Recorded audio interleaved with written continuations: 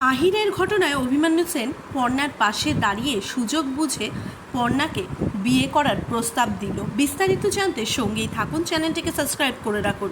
পর্ণা আহিরের ব্যাপারটাকে যেইভাবে হ্যান্ডেল করেছে, দিনের পর দিন কিন্তু অভিমন্যু সেন পর্ণার কাছাকাছি আসতে চলেছে, মানে মনের কাছাকাছি। কেননা অভিমন্যু সেনও পর্ণার পাশে দাঁড়িয়েছে, তাই পর্ণা ভাবছে যে অভিমন্যু সেন হয়তো লোকটা খারাপ নয়, অনেক ভালো লোক, সেই ভুল বুঝেছে। কেননা মানুষের তো কখন খারাপ থাকে বলা যায় না।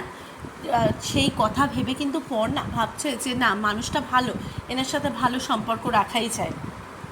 ওইদিকে যে অভিমন্যু সেনের ভেতরে অন্য কিছু চলছে, পর্ণাকে পাওয়ার আকাঙ্ক্ষা এতটাই বেড়ে গেছে যে অভিমন্যু সেন বহু চালাকি করে পর্ণাকে পাওয়ার চেষ্টা করেছে।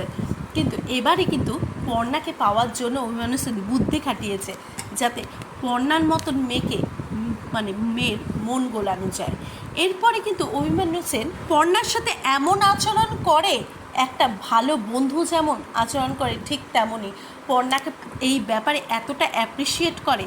পর্ণা ভাবে যে না, এই স্যার একেবারেই অন্যরকম, স্যারের সাথে কথা বলা বা স্যারের সাথে বাইরে খেতে যাওয়াই যায়। এরপরে কিন্তু পর্ণা স্যারের সাথে বাইরেও খেতে যাবে, কিন্তু সেটা ভালো লাগবে না সৃজনের। এরপরে কিন্তু যখন আস্তে আস্তে তাদের বন্ধুত্বটা বাড়বে, তারপরে কিন্তু অভিমন্যু সেন সুযোগ বুঝে দত্তবাড়িতে এসে পর্ণার হাত চাইবে নিজের জন্য, মানে পর্ণাকে বিয়ে করতে চাইবে। তাহলে এরপরে কি হতে চলেছে, পর্ণা কি এর উত্তর সপাটে অভিমন্যু সেনকে জানিয়ে দেবে? আপনাদের কি মতামত?